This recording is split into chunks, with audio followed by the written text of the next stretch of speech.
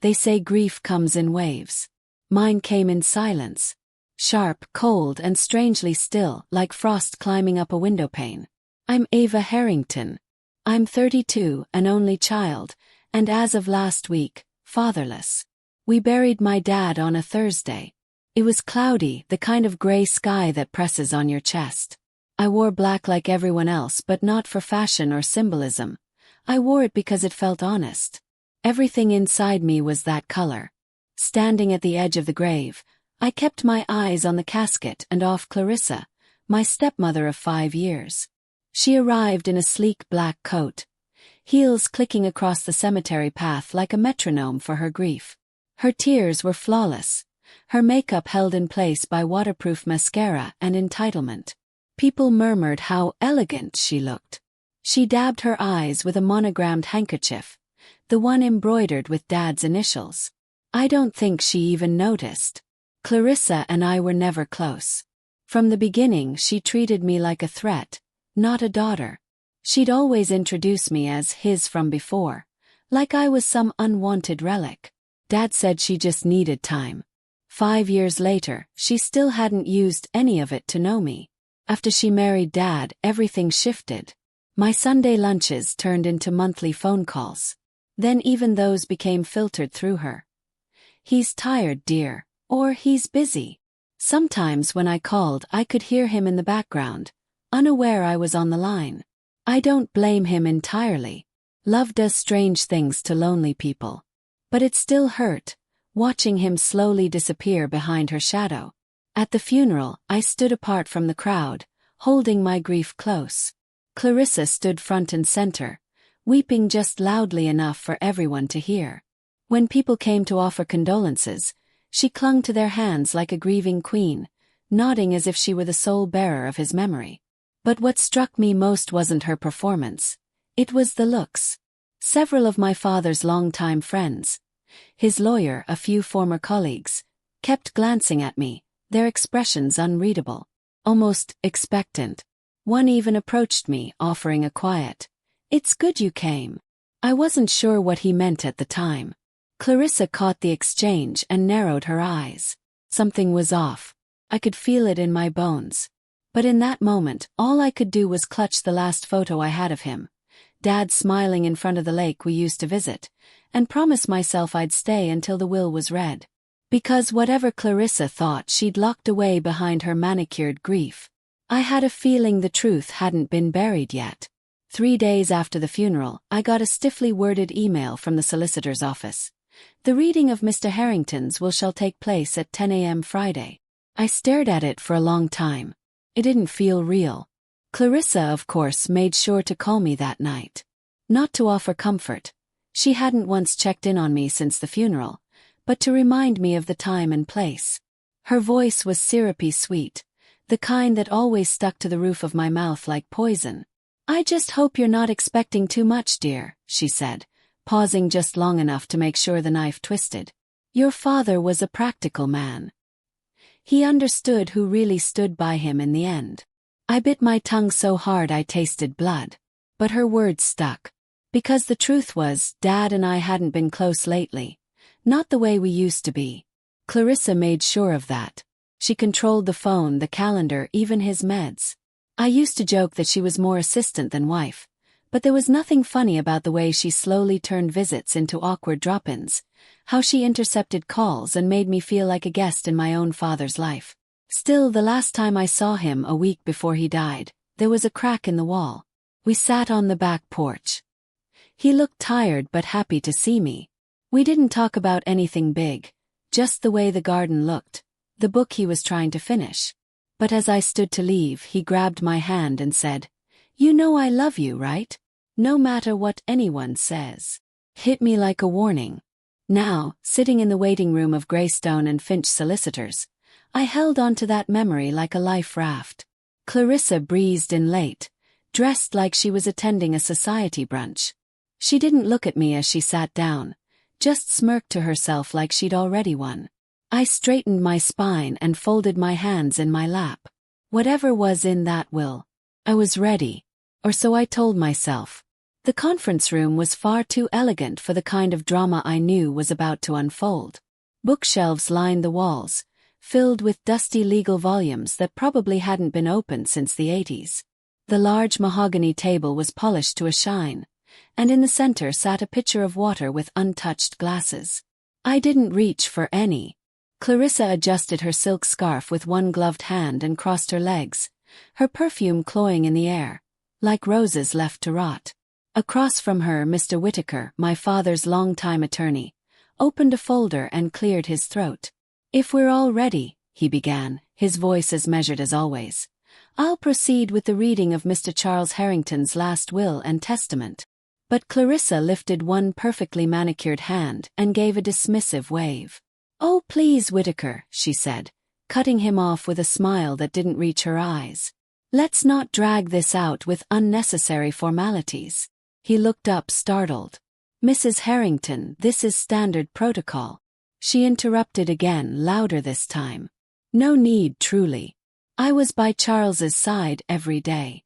I cared for him, handled his appointments, managed this house and his affairs while certain others," her eyes flicked toward me without shame, "were conveniently absent."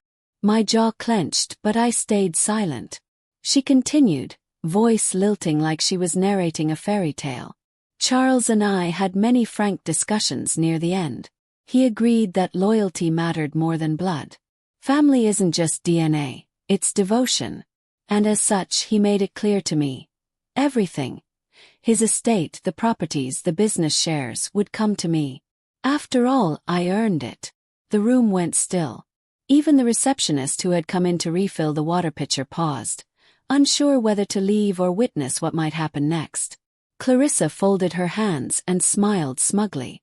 "So really, there's no need to read it. Let's sign whatever needs signing and move forward." Mr. Whittaker blinked slowly, then glanced at me. I gave a single nod, permission to proceed. Inside, my chest burned. Her words stung in the way that only betrayal wrapped in confidence can.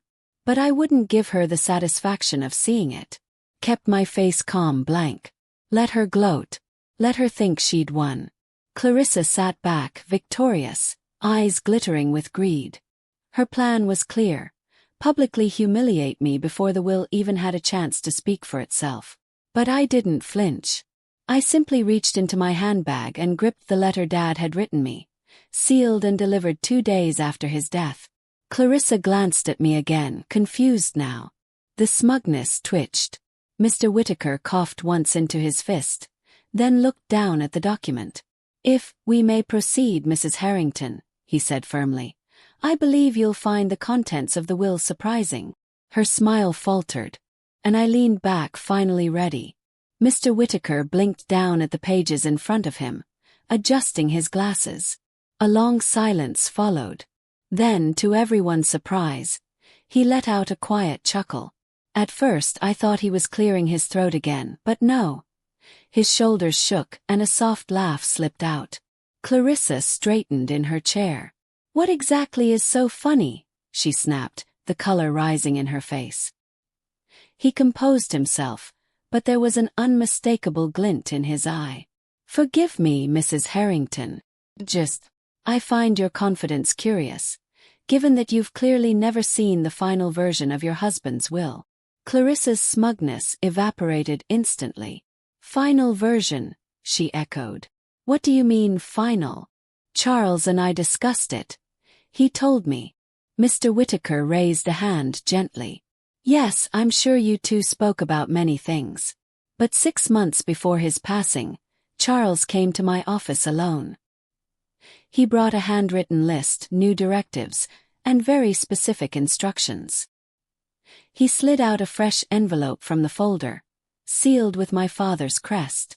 'This,' he said, 'is the only will recognized by this office and filed with the state. Witnessed, notarized, and signed.'" Clarissa sat frozen, lips slightly parted. He began reading aloud.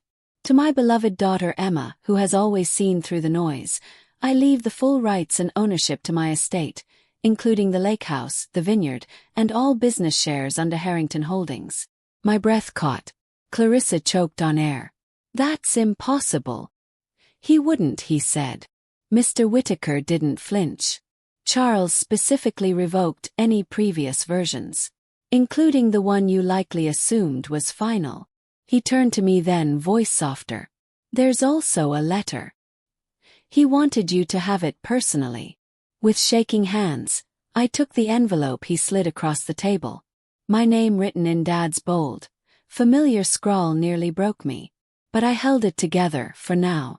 Clarissa looked like someone had pulled the ground out from under her. But I took care of him. I was his wife. And yet, Mr. Whittaker replied calmly. He made his decision. Around the table the others looked on, some stunned, some suppressing smirks. Clarissa's allies shrank in their seats. I sat silently as my stepmother's imagined empire collapsed around her. I didn't gloat. I didn't need to. The lawyer's laughter had already said everything. I waited until I was alone. The letter burned a hole in my coat pocket the entire drive home. I didn't open it in the car. I didn't open it at the lawyer's office. Not even when Clarissa stormed out, red-faced and speechless. No, I waited until I was home, truly home, and the house was still and quiet, just like Dad used to like it after a long day. I made a cup of tea, sat in the window seat of the library he built himself, and finally slit the seal open. His handwriting greeted me like an old friend. My dearest Emma, if you're reading this, then I'm no longer by your side, and I hate that. I always thought I'd have more time. I suppose every father believes that. I want you to know something first before anything else. I saw more than you realized. I swallowed the lump rising in my throat. I know Clarissa created distance between us. I know how carefully she tried to control who I saw, what I heard, and how she often painted you as distant or difficult. For too long I believed her, or maybe I let myself believe her because it was easier than facing the truth. But I started to see it, Em. The way your calls were missed. The letters lost. The way she changed the subject every time your name came up. I knew something was wrong. And I regret every day I let that distance grow between us. I pressed the paper to my chest for a second before continuing. 6 months ago I finally woke up. Quietly, carefully I started putting things in place. Changing the will. Locking away documents. Reclaiming control. I didn't tell her. I didn't want to spark a war. I just wanted to make sure you were protected. You've always had a fire in you. You have your mother's strength and my stubborn streak, which is dangerous but powerful. You deserve everything I've built. Not because of blood, but because of who you are. Loyal, grounded, unwilling to be molded by anyone else's expectations. This estate, this legacy. It's yours now. Use it well. Use it wisely. And never let anyone tell you that you are less than enough. My tears spilled silently. I'm sorry I let you down for a time. But I hope this makes it right in some small way. With all my love, Ed. I folded the letter carefully, like it was sacred. 'Cause it was. He saw me. In the end, when it mattered most, he saw me. And he chose me. Not out of obligation. Not out of guilt. But out of love. And that was more powerful than any inheritance. The silence after the will reading didn't last long. Clarissa sat frozen for a moment, her perfectly painted lips slightly parted. Then, like a dam finally cracking, her fury rushed out in a wave of disbelief. "This is a joke," she snapped, standing up so fast her chair clattered to the floor. "It's forged. I was with him during those months. There's no way he changed it without telling me. I demand a forensic review." Her voice echoed in the wood-paneled room like an actress who didn't get the final curtain call she expected. The lawyer remained seated, completely unfazed. He reached down, clicked his laptop, and turned the screen toward the room. "I thought you might say that," he said with a small, almost pitying smile. Mr. Whitmore anticipated this. And then there he was, my father, in video. Sitting in the very room where the will had just been read, months ago. Thinner, paler, but very much alert. "If you're watching this, it means my new will is being questioned. I want to be clear. I revised it of my own free will, without pressure, and I did so with full understanding of my decisions. Clarissa was not consulted, and that was intentional. He went on to explain his reasoning, his tone steady. There was no emotion in his voice, just the kind of quiet authority I remembered from my childhood. My chest ached. Clarissa's face crumpled. "You can't be serious," she whispered. "You let him do this," she shouted at the lawyer. He wasn't in his right mind. But the lawyer only shook his head. He passed every mental capacity test. It's all documented. Legally airtight. Clarissa stood still for a moment. Then she did what she always did when control slipped from her fingers. She stormed out. No apology. No tears. Just a slammed door and silence in her wake. I didn't gloat. I didn't follow her. I simply watched her leave and, for the first time in years, felt something close to peace. She had tried to erase me from my own father's legacy. But in the end, she only erased herself. The house felt different when I opened the door this time. Not haunted. Not heavy. Just quiet. Like it was waiting. I hadn't been back since before Clarissa came into our lives. At least not like this. My visits had always been brief, orchestrated, watched. But now the keys were mine. The walls no longer whispered her rules. The silence didn't demand my politeness. It welcomed me. I stood in the hallway for a long time, breathing in the scent of old wood and memories. Smelled like him. The first room I went to was his study. It looked untouched. Dust settled like a thin veil over books, photos, a sweater still slung over the back of his chair. On the desk was a leather-bound box I'd never seen before. Inside, I found letters he'd written but never sent, newspaper clippings of my college achievements, and a photo of the two of us from when I was 10. The corner was creased, worn like it had been held often. My throat tightened. He had missed me. Even when Clarissa tried to wedge herself between us, he had remembered every detail. He just didn't know how to fight her while he was still trying to keep peace. Now I didn't have to play peacekeeper anymore. Over the next few weeks I started reaching out to people Clarissa had quietly driven away. An old family friend dropped by with a pie and stories about my dad's high school mischief. My cousin Grace brought over a toolbox and helped me tear down Clarissa's beloved wallpaper. It was awful, peach and gold with tiny birds. We laughed as we scraped it down together. The renovations became less about changing what Clarissa had done, and more about reclaiming the home that once felt like mine. I painted the walls light blue, my dad's favorite color. I restored the old swing in the backyard, the one he used to push me on when I was little. I placed framed letters from him in the hallway, where sunlight hit them in the mornings. I wasn't doing any of this to erase the past. I was doing it to honor the parts that mattered. Sometimes I still felt the ache of time lost. But the bitterness had softened. Grief, when you let it breathe, becomes something tender. One afternoon, I stood in the kitchen with tea in my hand, looking out at the garden my father once loved. There was no one watching me, no one to criticize, no tension in the air. Just birdsong. Just sunlight. Just peace. And for the first time in a long while I felt at home. It's been 8 months since the will was read. Clarissa is still fighting, of course. Filing appeals, spreading rumors, grasping at threads in courtrooms filled with patients she doesn't deserve. Each time her lawyers speak, they look wearier. Each time emotion is denied, her mask cracks a little more. She hasn't won a single round. And yet she still shows up. Because that's who she is. Someone who believes appearances can rewrite truth. But truth, I've learned, doesn't need a microphone. Just waits. Patient. Permanent. And in this case, ironclad. I haven't set foot in another courtroom since the final ruling that upheld the will. I didn't need to. The foundation Dad left behind was stronger than anything she could twist. My part was already written. In his words, in his voice, in his trust. And now I'm writing mine. 2 months ago, I launched the Daniel Whitmore Arts Foundation, named after him, my father, a man who once spent his weekends teaching free painting classes to neighborhood kids and who donated quietly to struggling local art schools. Clarissa never knew about that side of him. It wasn't glamorous enough for her dinner parties. But to him it was everything. The foundation offers small scholarships to underprivileged young artists, students who remind me of the girl I used to be. Quiet, uncertain, brimming with ideas but scared to take space.